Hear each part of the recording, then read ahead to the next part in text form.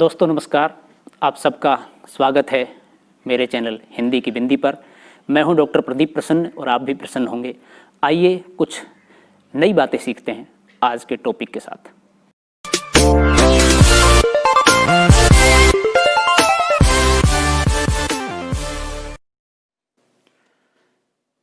विद्यार्थियों, आज की वीडियो हम बना रहे हैं जीवनी से संबंधित महत्वपूर्ण प्रश्नों के उत्तर। जीवनी से संबंधित वीडियो हमने पहले बनाई थी, उसके बाद जीवनी से संबंधित प्रश्नों की एक वीडियो बनाई थी और जिसके अंदर हमने 15 प्रश्न पूछे थे। बहुत सारे विद्यार्थियों ने कोशिश की उसके आंसर देने की, जिसमें से कुछ विद्यार्थियों के आंसर हम वीडियो के अंत में बताएंगे। उन्होंने क्या क्या आंसर, मतलब कितने अंक उन्हें प्राप्त हुए, एक तरह से कितने आंसर उन्होंने दिए, कितने सही उत्तर उनके हैं। आप लगातार प्रयास कर रहे हैं, अच्छी बात है। कुछ विद्यार्थी किसी कारणवश जुड़ नहीं पा रहे हैं, वीडियो देख नहीं पा रहे हैं, उत्तर दे नहीं पा रहे हैं। कोई बात नहीं, आप बाद में भी उत्तर दे सकते हैं जब आपको समय मिले, या नेक्स्ट कभी टेक्स्ट हो तो उनमें आप जुड़ सकते हैं। हाँ, इन टेस्टों से फ़ायदा ये है कि आपका व्यक्तिगत रूप से कॉन्फिडेंस बढ़ेगा। आपको ये विश्वास होगा कि हाँ, मैं इन प्रश्नों को हल कर सकता हूँ और आपके लिए आसान भी होगा। आगे जब आप मुख्य परीक्षा देंगे उसकी एक तरह से पूर्व तैयारी आपकी यहाँ पर हो रही है। तो अब हम आपको ये जो 15 प्रश्न पूछे थे जीवनी संबंधित, उन सभी के उत्तर बता रहे हैं। आप इन सबको गंभीरता से देख लीजिए और यदि आप उत्तर दे भी नहीं पाए तो आपके मन में उत्तर होंगे, आप जानते होंगे, तो आप उससे मिलान भी कर सकते हैं एक तरह से। पहला प्रश्न था जीवनी की परिभाषा लिखिए। इसका उत्तर है किसी व्यक्ति विशेष के जीवन वृत्तांत को जीवनी कहते हैं। जीवनी का अंग्रेजी पर्याय बायोग्राफी है। हिंदी में इसे जीवन चरित्र कहते हैं। इसमें किसी महत्वपूर्ण व्यक्ति के जीवन के अंतर्बाह्य स्वरूप का घटनाओं के आधार पर कलात्मक चित्रण रहता है। इससे उसके गुण दोषमय व्यक्तित्व की अभिव्यक्ति होती है। ये जीवनी की परिभाषा। जरूरी नहीं जीवनी की परिभाषा जब आप लिखें तो यही सारे शब्द हों, अर्थात रट करके ऐसे ही उतार दें। सिर्फ इसको समझ लीजिए, महत्वपूर्ण दृष्टि ये है। और फिर अपने शब्दों में कुछ परिवर्तित करके आप लिखेंगे तो निश्चित रूप से वो एक मूल और अच्छी परिभाषा होगी, जिसे कि परीक्षक जान पाएगा कि ये आपने लिखी है, न कि कहीं से आपने दोहराई है। प्रश्न नंबर 2, जीवनी की विशेषताएं बताएं। प्रश्न नंबर 2 का उत्तर है जीवनी किसी व्यक्ति विशेष के संपूर्ण जीवन का विस्तृत वर्णन होता है। यह सिर्फ जन्म, मृत्यु, शिक्षा, कार्य, अनुभव, रिश्तों आदि बुनियादी तथ्यों के प्रस्तुतिकरण से कहीं अधिक व्यक्ति के अनुभवों का विस्तृत चित्रण होता है। जीवनी एक व्यक्ति के जीवन की कहानी किसी अन्य लेखक की नज़रों से प्रस्तुत की जाती है, जिसमें उसके व उसके जीवन के विभिन्न पहलुओं पर प्रकाश डाला जाता है। उसके अनुभवों के अंतर्गत अंतरंग विवरण व उसका व्यक्तित्व विश्लेषण शामिल होता है। यह सामान्यतः गैर काल्पनिक होती है। यह अधिकृत जीवनी व्यक्ति की अनुमति, सहयोग व कई बार व्यक्ति या उसके उत्तराधिकारियों की भागीदारी के साथ लिखी जाती है। तो ये विशेषता होगी जीवनी की। अब बात करते हैं आत्मकथा व जीवनी में क्या अंतर होता है, स्पष्ट कीजिए। ये 5वां प्रश्न था, तीसरा प्रश्न था और इसका उत्तर इस प्रकार है। जीवनी व आत्मकथा में अंतर। आत्मकथा व जीवनी दोनों ही साहित्य की नई विधाएं हैं। आत्मकथा जहां व्यक्ति द्वारा स्वयं के जीवन के संदर्भ में लिखी गई कथा होती है, वहीं दूसरी ओर व्यक्ति के जीवन पर जब कोई दूसरा व्यक्ति लिखता है तो उसे जीवनी कहते हैं। आत्मकथा व्यक्ति अपने जीवन काल में ही लिखता है, जबकि जीवनी का लेखन आवश्यक नहीं है कि चरित्र नायक के जीवन काल में ही हो। जीवनी जहां वस्तुनिष्ठ होती है वहीं आत्मकथा आत्मनिष्ठ होती है। जीवनी में लेखक बाहर से भीतर की ओर प्रविष्ट होता है, जबकि आत्मकथा में लेखक अपने आंतरिक जीवन को बाहर लोगों के सामने प्रकट करता है। यदि आत्मकथा व जीवनी में अंतर की बात करें तो दोनों में सबसे बड़ा अंतर ये होता है कि दोनों में किसी व्यक्ति की घटनाओं, प्रसंगों और चरित्र का विवरण देना होता है। लेकिन यदि लेखक खुद के बारे में ही ये सारी बातें, जानकारी देता है तो उसे आत्मकथा कहते हैं, और यदि लेखक किसी दूसरे के बारे में ये सारी जानकारी देता है तो उसे जीवनी कहते हैं। ये महत्वपूर्ण अंतर है उसके अंदर। ये तो था सबसे महत्वपूर्ण अंतर दोनों में, लेकिन इसी कथन से जुड़े बहुत से अंतर खुद ब खुद सामने आ जाते हैं। जैसे कि आत्मकथा कोई भी लेखक लिखता है तो वो अपने विषय में लिखता है, तो एक सामान्य सी बात है उसे खुद के चरित्र, जीवन, घटनाओं, प्रसंगों आदि की जानकारी बहुत गहराई से होगी, जिसे वो बहुत शुद्धता के साथ लिख सकता है। और वहीं जीवनी किसी दूसरे व्यक्ति के ऊपर लिखने योग्य है, जिसके विषय में लेखक को संभवतः जानकारी तो अच्छी हो सकती है, लेकिन उतनी गहराई से वो किसी दूसरे व्यक्ति के बारे में नहीं जान सकता और न ही उसके बारे में लिख सकता है जितनी गहराई से वो खुद का अनुकूलन कर सकता है। कोई भी आत्मकथा जीवनी की अपेक्षा अधिक सटीक और विश्वसनीय होती है, क्योंकि उसमें छिपा हुआ नायक खुद लेखक है, जो अपने जीवन के दुख सुख को ईमानदारी से पन्नों में उतारता है। और वहीं जीवनी में किसी भी नायक की जानकारी पहले पता की जाती है, उसके बाद उसके विषय में लिखा जाता है, और जो जानकारी नायक के विषय में लिखी जा रही है उसमें त्रुटि होने की शंका हो सकती है। आत्मकथा में नायक को अपने जन्म से लेकर मृत्यु तक की पूरी और सही जानकारी होती है, जिसे वो आत्मकथा के रूप में लोगों के बीच में रखता कर रहता है। और वहीं जीवनी में किसी भी नायक की जानकारी खोजनी पड़ती है, जिसके गलत होने की संभावना बहुत है।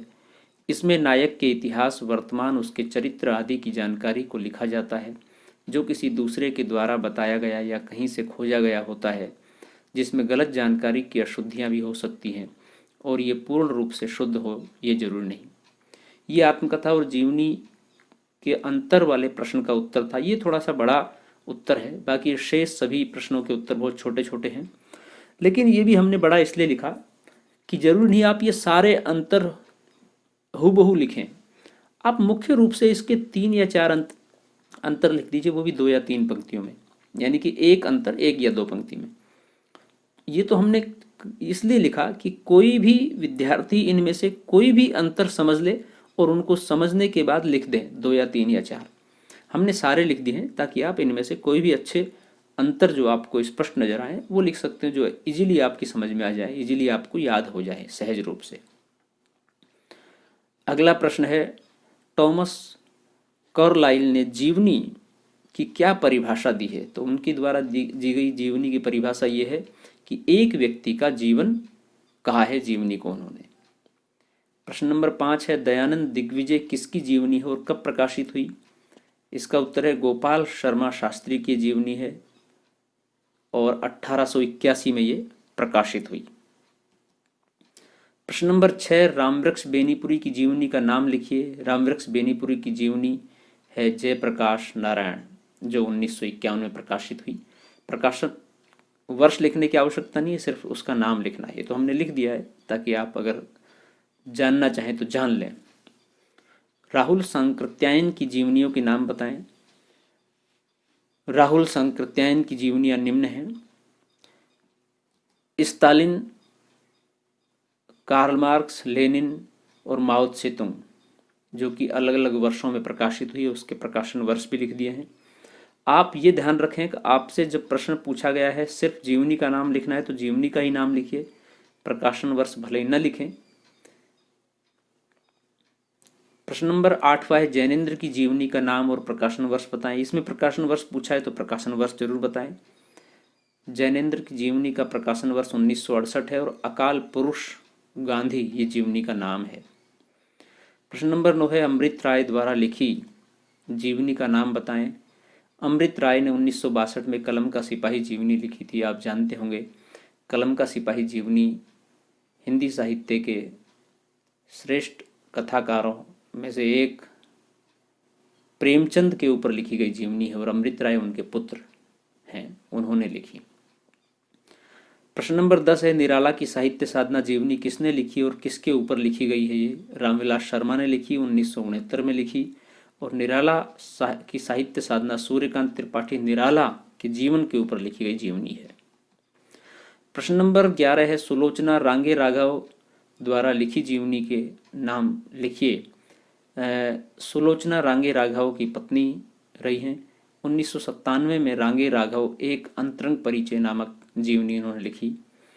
प्रश्न नंबर 12 है, कल्पतरु की उत्सव लीला जीवनी किसने लिखी और कब लिखी? ये कृष्ण बिहारी मिश्र द्वारा 2005 में लिखी गई एक बहुत ही अद्भुत जीवनी है ये। रामकृष्ण परमहंस के ऊपर लिखी गई है। यदि समय मिले तो आपको पढ़ना चाहिए, बहुत अच्छी पुस्तक है। प्रश्न नंबर 13 है, बापू नामक जीवनी किसने और कब लिखी? ये घनश्याम दास बिड़ला ने 1940 में लिखी बापू नामक जीवनी। प्रश्न नंबर 14 है, मनमथ नाथ गुप्त द्वारा लिखी जीवनी का नाम बताएं। इन्होंने चंद्रशेखर नामक जीवनी लिखी 1938 में, चंद्रशेखर आजाद। और प्रश्न नंबर 15 अंतिम है, जगदीश चंद्र माथुर द्वारा लिखी जीवनी का नाम बताएं। इनके द्वारा लिखी जीवनी है जिन्होंने जीना जाना, ये 1971 में लिखी। देखिए, एक या दो प्रश्नों को छोड़ करके शेष सभी प्रश्नों के उत्तर मात्र एक शब्द, दो शब्द या एक पंक्ति में दिए जा सकते हैं। बहुत आसान थे, और जिन्होंने पढ़ा उनके लिए निश्चित रूप से आसान थे, जिन्होंने समझा उनके लिए आसान थे, या जिन्होंने कोशिश की उनके लिए भी आसान थे। लेकिन जिन्होंने कोशिश नहीं की तो उनके लिए कठिन हर चीज़ है। अब हम आपको बताते हैं, जिन छात्रों ने, जिन विद्यार्थियों ने, जिन छात्राओं ने हमारे पास कमेंट्स बॉक्स के माध्यम से आंसर भेजे, तो उनके कितने कितने अंक हैं, क्या आंसर रहे। सरिता, ये सबसे महत्वपूर्ण बात है कि CPD जैन कॉलेज तिजारा अलवर राजस्थान की सभी छात्राएं रही हैं ये, और इन्होंने आंसर भेजे हैं। ये BA तृतीय वर्ष की छात्रा है सरिता। इसने 15 प्रश्नों के 15 ही उत्तर दिए और सभी प्रश्नों के सही उत्तर दिए हैं, तो इन्हें 15 में से 15 अंक मिलते हैं। एक दो प्रश्न बड़े हैं, लेकिन फिर भी हमने एक प्रश्न का 1 अंक निर्धारित किया, तो उसी आधार पर हम आपको अंक बता रहे हैं। दूसरी छात्रा है सरोज, इनके भी 15 में से 15 अंक हैं। तीसरी छात्रा है सीमोन, इनके भी 15 में से 15 अंक हैं। चौथी छात्रा है ज्योति कुमारी, इनके भी 15 में से 15 अंक हैं। पांचवी छात्रा का नाम है पूजा, पिताजी का नाम विजेंद्र, ये BA द्वितीय वर्ष की छात्रा है। शेष सभी BA तृतीय वर्ष की छात्राएं रही हैं। ये सभी छात्राएं CPD जैन कॉलेज तिजारा अलवर राजस्थान की छात्राएं हैं। इसके भी 15 में से 15 अंक हैं। इन सभी पांचों छात्राओं को बहुत बधाई, और आपने कोशिश की, आपने मेहनत करी, इसके लिए विशेष आपका धन्यवाद। शेष विद्यार्थी भी यदि इसी तरह अपने आंसर सीट हमें कमेंट्स बॉक्स में बताएंगे तो आपका सबसे बड़ा लाभ ये होगा कि आपका कॉन्फिडेंस धीरे धीरे डेवलप होता जाएगा। इन प्रश्नों के उत्तर आप सहज रूप से समझते जाएंगे, ये टॉपिक आप सहज रूप से समझते जाएंगे। देखिए, जिस स्थिति में आप हैं, कॉलेज लाइफ में चीज़ें रटी नहीं जाती हैं बल्कि समझी जाती हैं, और समझने के लिए आपको उनका दोहराव, पुनरावृत्ति बहुत आवश्यक है। तो उसे जितनी बार पढ़ेंगे उतना बेहतर तरीके से और अच्छा समझेंगे, और फिर उसे अपनी भाषा में, अपनी शब्दावली में लिखने का प्रयास कीजिए।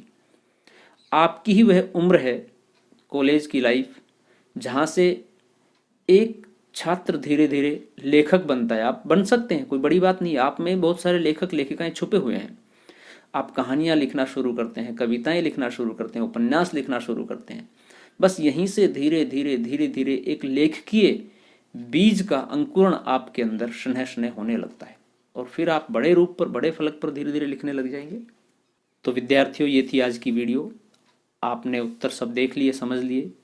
वीडियो आपने पूरी देखी होगी, समझी होगी, इसके लिए धन्यवाद। उत्तर के माध्यम से आप अभी भी कमेंट्स कर सकते हैं कि आपको किसी के ऊपर कुछ डाउट हो, कुछ पूछना हो, आपकी कोई समस्या हो, कोई सवाल हो, तो आप कमेंट्स के माध्यम से पूछिए। हम नेक्स्ट वीडियो में उसका समाधान करने की कोशिश करेंगे। और यदि आपके कोई दूसरे सहपाठी हैं जो हिंदी साहित्य, हिंदी भाषा का अध्ययन कर रहे हो, तो उनके साथ ये वीडियो साझा कर सकते हैं आप, ताकि उनको भी लाभ मिल सके। और एक सबसे महत्वपूर्ण बात, चैनल बहुत सारे विद्यार्थियों ने अभी सब्सक्राइब नहीं किया है, तो आप चैनल सब्सक्राइब कर लीजिए, ताकि वीडियो आसानी से आप सब तक पहुंच जाए। हम बहुत सारे विद्यार्थियों को व्यक्तिगत रूप से वीडियो भेजते हैं, ये अच्छी बात है, लेकिन कई बार किसी कारण से आपके पास वीडियो नहीं पहुंच पा रही है, या दूसरा कोई प्रॉब्लम आ रही है, हम नहीं भेज पा रहे हैं, तो आप सब्सक्राइब किया हुआ है चैनल, तो आज आपके पास तुरंत नोटिफिकेशन आएगा। आप अपने कार्य की वीडियो उसमें देख लीजिए, अपने सिलेबस की वीडियो उसमें देख लीजिए। आपके मतलब की वीडियो है तो उसे देखिए, अच्छे से समझिए, पढ़िए। आपके मतलब की नहीं छोड़ दीजिए। हालांकि हिंदी साहित्य को पढ़ना, किसी भी टॉपिक को पढ़ना आपके सिलेबस से बाहर हो ही नहीं सकता। वह जरूर है कि BA द्वितीय वर्ष या BA तृतीय वर्ष में काम में आकर के आगे कभी आएगा, वो आपकी इच्छा के ऊपर निर्भर करता है। तो विद्यार्थियों, आज के लिए इतना ही बस। नमस्कार, नेक्स्ट वीडियो में फिर मिलते हैं। तब तक के लिए शुक्रिया। आप अपना ख्याल रखिए, परिवार और देश का ख्याल रखिए, सुरक्षित रखिए।